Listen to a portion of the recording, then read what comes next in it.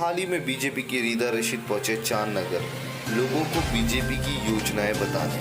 चलिए देखते हैं रीदा रशीद इस चुनाव में क्या करने वाले हैं और किस तरह वो लोगों को अपनी तरफ खींचेंगे। कोई ऐसा चेहरा नहीं था अभी तक के मुमरा के अंदर जो खासकर इतना प्रमोट हुआ हो मुमरा में, जो मैंने देखा, मैंने एनालाइज़ किया हो। बहुत सारे मतलब बीजेपी ने लोग आए हैं, लेकिन ऐसा प्रमोशन मैंने रीदा रशीद के नाम का पहली बार देखा हो। और आप हमारे चैनल पे पहली बार आए। मैं सबसे पहले ये जानना चाहता हूँ आपका पॉलिटिकल बैकग्राउंड क्या है? आप यहाँ पे पॉलिटिकल इरादे से आई है कुछ?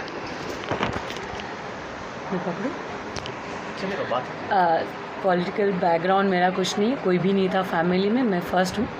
सोशल करते हुए मैं इंशाल्लाह इतना आगे आई हूँ। और इरादे कुछ नहीं होते।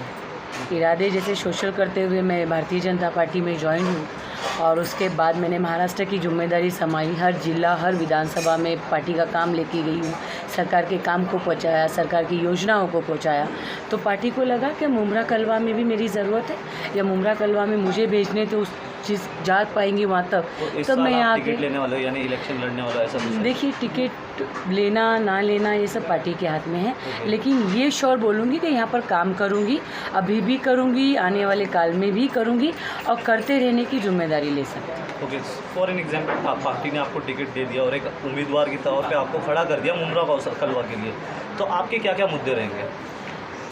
मुद्दे यहाँ पर बहुत सारे, जैसे आपने नीचे गिनाया ही मैंने, लेकिन मुमरा कलवा में कुछ मुद्दे ऐसे रहते हैं जो हम लोग ने देखे कि सीजनल मुद्दे रहते हैं, आते हैं चले जाते हैं। फॉर एन एग्जांपल अगर ड्रग्स ले लिए तो कुछ टाइम के लिए हंगामा होता है, ड्रग्स, फिर उसके बाद ख़त्म हो जाता है। फिर वैसे ही कब्रिस्तान को ले ले तो आप भी वही मुद्दे लेके आए हैं कि पब्लिक के कोर इश्यूज़ के ऊपर आप बात करेंगे, जिससे बहुत सारे वो पब्लिक के भी ऐसे मुद्दे हैं जो सामने नहीं आते हैं। इस वजह से आप शायद यहाँ पे भी आए हो, क्योंकि यहाँ की पब्लिक ने, आप जब आए तो पब्लिक ने अपने मुद्दे, कोर इश्यूज़ बताए, तो आपके भी वैसे उदाहरण मैं बोलूँगी। पार्टी का बैकग्राउंड ले लीजिए और आज की सरकार का थोड़ा सा पीछे जाके देख लीजिए। ऑनलाइन जो भी मुद्दे लिए हैं वो 370 का क्यों ना हो और कोई भी मुद्दा हो, उसको पार करने के सिवा रखे नहीं है। लास्ट टाइम के स्पीच में भी मोदी जी ने कहा था, हमारे पीएम जी ने, क्या हमने अभी 5 साल में गेट तक के लाया, अगले 5 साल में हमें पीछे डालना है।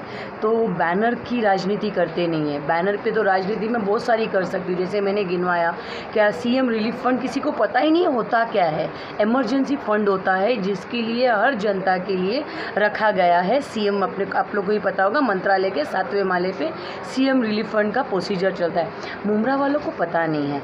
तो बैकग्राउंड ये ऐसा है कि यहाँ पर जो आपने देखा है बैनर की जो राजनीति है वो बिल्कुल नहीं करना है, और इंशाल्लाह आगे करते आई हूँ, इतने टाइम से कर भी रही हूँ, आगे भी उसी तरीके से काम करूँगी। मुमरा एक माइनॉरिटी एरिया है, आपको तो पता ही है, और ये भी बात होती है कि बीजेपी को माइनॉरिटी लोग, मतलब जो माइनॉरिटी एरिया रहता है, बीजेपी को वोट नहीं डालते।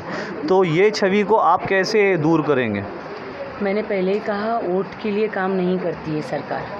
सरकार इतने निर्णय लिए हैं तो वोट के लिए नहीं ली है।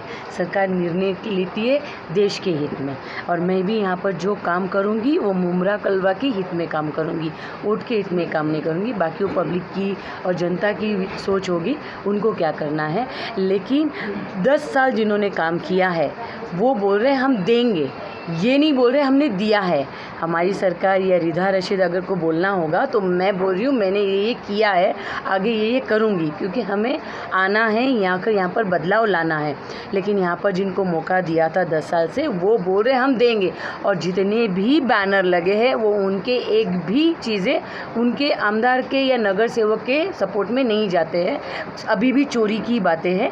जैसे अगर बाईपास का मैं उदाहरण दूँगी तो बाईपास सेंटर का कोई आके कटिंग करना चाहिए था रिबन, या ऊपर से कोई, या पालक मंत्री आके कट करना होने वाले थे, या हमारे चंद्रकांत पाटिल साहब आके रिबन कट करने वाले थे, लेकिन रात को जाके रिबन कट हो गई थी, क्योंकि उनकी आमदार के और नगर सेवक किसमें आते ही नहीं हो सब काम। इसलिए मैं जो भी काम करूँगी वो सरकार की सब योजना उसको पहुँचाने के लिए काम। मुस्लिम वोट के लिए आप यहाँ पे आए हैं, एक माइनॉरिटी एरिया है आपको, तो आपको लोगों के अंदर एक भरोसा दिलाना पड़ेगा कि बीजेपी उनके लिए काम कर सकती है, तो उसमें आप क्या काम करेंगे? देखो, बीजेपी काम कर सकती है और बीजेपी काम कर रही है। रिदा रशीद का अगर आपको जाके काम देखना है तो मैं आपको गिना सकती हूँ, आपको चार्ट दे सकती हूँ कि ये काम मैंने किया है। और आरएसएस एक संगठन है, वो अपना काम कर रही है, हमें अपना काम करना चाहिए। हमारी भी काफ़ी संगठन काम करती है, हमारी भी जमातें काम करती है, उनको भी खुला आके काम करना चाहिए। हमारे लोगों के लिए सबको मिलजुल के काम करना चाहिए, वो काम कर रही है। और यहाँ पर जो एक गलतफहमी मतलब सालों साल से कांग्रेस का और एनसीपी का जो मुद्दा रहा है कि ये आएगा और ये आएगा करके हमें डरा के रखा है। लेकिन अब उनको हमारे लोगों को पूछना चाहिए कौन आएगा कौन नहीं आएगा वो जाने दीजिए। आपने 10 साल में क्या लाया है उसकी बात करिए, तो शायद हमारे मुमरा कलवा का भी विकास सवाल होगा। इस पे आया है मेरे पास कि मैम अभी आपने ये भी बोला था कि मुमरा के मतलब हमको काम करने का मौका मुमरा के अंदर मिलेगा तो हम लोग बहुत करेंगे।